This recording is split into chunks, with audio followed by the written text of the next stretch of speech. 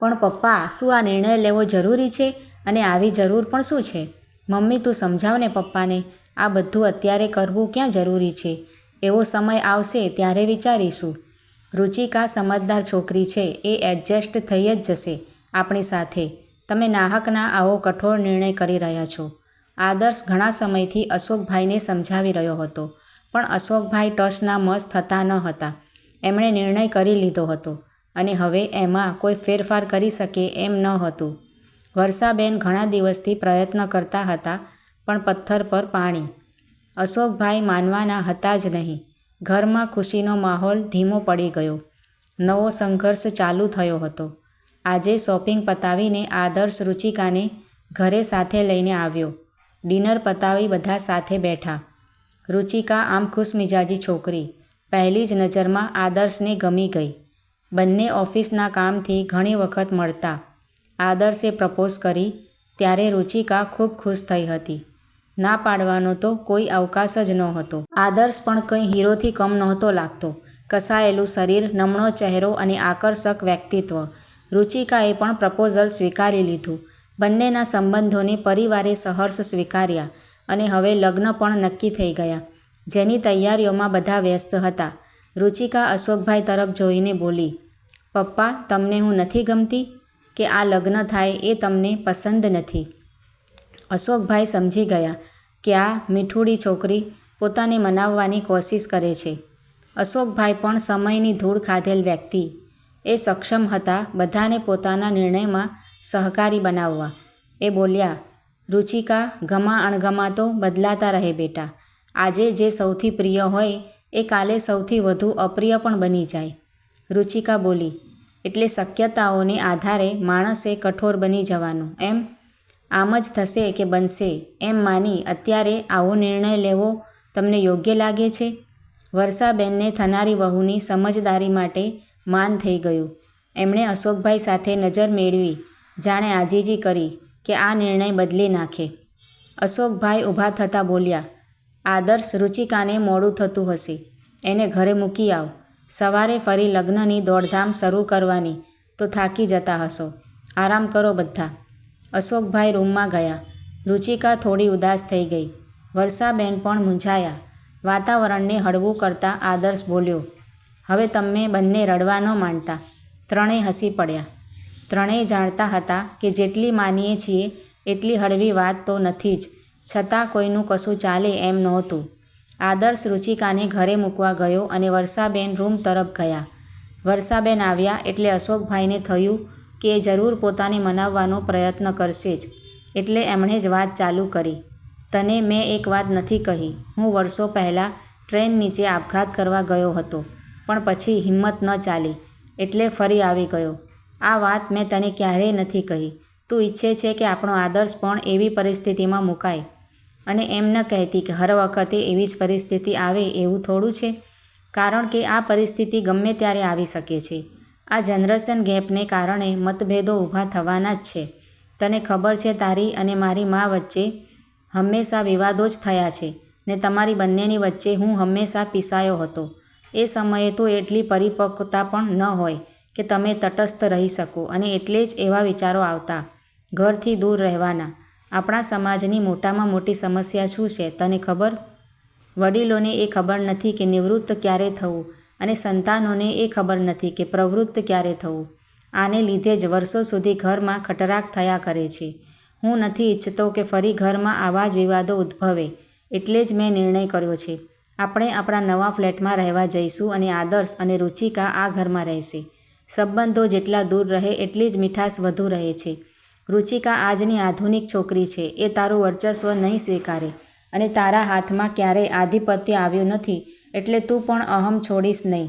વળી આદર્શ એ નવી જનરેશનનો યુવાન, એ મારી જેમ અંદર જ ઘૂંટાશે નહીં, પણ સીધું જ બોલી દેશે, જે મારાથી સહન નહીં થાય, અને પછી ઘરમાં કંકાસ શરૂ થશે. એના કરતાં એ જ સારું છે કે આપણે દૂર રહીને જ એકબીજાની પાસે રહીએ. હવે વર્ષાબેન પાસે કહેવા માટે કંઈ બચ્યું ન હતું. જનરેશન ગેપની મુસીબત એમણે આજીવન સહી હતી. ઘરડા સાસુ સાથે ક્યારેય વિચારો મળ્યા જ નહોતા.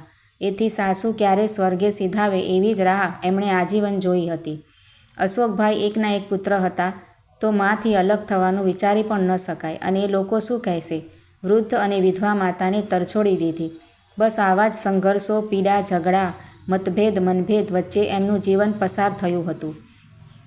સાસુના મૃત્યુ પછી હમણાં થોડા વર્ષો શાંતિના પસાર થયા હતા. નાનું કુટુંબ, સુખી કુટુંબ જેવો ઘાટ ઘડાયો જ હતો. ત્યાં અશોકભાઈએ કઠોર થઈને નિર્ણય લઈ લીધો. વર્ષાબેનને પણ હવે આ નિર્ણય સાચો લાગ્યો. એમણે આજીવન એમ જ લાગ્યું કે પોતાનાથી ઓછા ભણેલા, જૂનવાણી, જરાય પ્રેક્ટિકલ નહીં એવા સાસુના આધિપત્ય નીચે પોતાની જિંદગી ધૂળધાણી થઈ ગઈ. હવે વધુ ભણેલી નોકરી કરતી વહુ સાથે પોતે તાલમેલ નહીં મેળવી શકે એના કરતાં અલગ અને સ્વતંત્ર રહેવું સારું. વર્ષાબેન કામગરા ખરા એટલે વહુ આવીને કામ કરશે અને પોતે આરામ કરશે એવું સ્વપ્ન એમણે ક્યારેય નહોતું જોયું. એટલે અલગ રહેવામાં એમને કામની બીક ન હતી. પરંતુ આવો નિર્ણય સમાજમાં કંઈક નવીનતા સભર હતો એટલે ઘડીકમાં કોઈ સ્વીકારે નહીં એ સ્વાભાવિક છે. આમ પણ આપણા સમાજમાં પરિવાર અલગ થાય ત્યારે ઘણી વાતો કરે લોકોને મોકો મળી જાય પરિવાર વચ્ચે પડેલી તિરાડો વધુ પહોળી કરવાનો. બસ આ જ બીક વર્ષાબેનને હતી. પણ પતિની વાત પર વિચાર કરતાં એમને પણ આ વાત બહુ સાચી લાગી. વિચારતા વિચારતા જ વર્ષાબેનને ઊંઘ આવી ગઈ. સવારે ફરી લગ્નના કામમાં બધા વ્યસ્ત થઈ ગયા. આજે અશોકભાઈએ રુચિકાના મમ્મી પપ્પાને જમવા માટે બોલાવ્યા. રુચિકાએ બધી વાત કરી હતી તો એમને પણ ચિંતા થતી હતી કે વેવાઈ આ શું કરી રહ્યા છે. આજે બંને પરિવાર મળીને ચર્ચા કરે એવું અશોકભાઈ ઈચ્છતા હતા. રુચિકાના પપ્પા બોલ્યા, વેવાઈ આ તમે ખોટું કરી રહ્યા છો. હજી તો આદર્શ અને રુચિકા બાળક કહેવાય અને તમે આમ એકલા મૂકીને જતા રહો એ કેમ ચાલે? અશોકભાઈ બોલ્યા, જીતેનભાઈ તમારી વાત સાચી, પણ માવતર બેઠા હોય ત્યાં સુધી સંતાનો બાળકો જ રહે. આપણે એમને વિકસવા જ નથી દેતા. આપણે હટી જઈએ તો જ એ વિકસી શકે ને. અમે કંઈ દૂર નથી જતા, અહીં જ છીએ. અમારી માતા પિતા તરીકેની બધી ફરજો નિભાવીશું.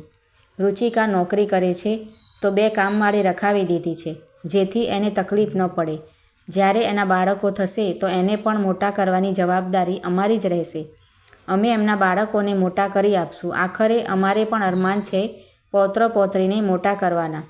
અલગ રહીએ છીએ એનો અર્થ એમ નથી કે સંબંધો તૂટી ગયા. ઉલટાનું અમે તો એ બંનેને સ્પેસ આપીએ છીએ. એમના જીવનના મહત્ત્વના વર્ષો એકબીજાની સાથે એકલા પસાર કરી શકે. અત્યારની પેઢી અને આપણો ક્યાંય મેળ ન પડે. અરુણભાઈ, ઉઠવાથી માંડી સૂવા સુધી આપણી અને એમની બધી રીતભાતો અલગ.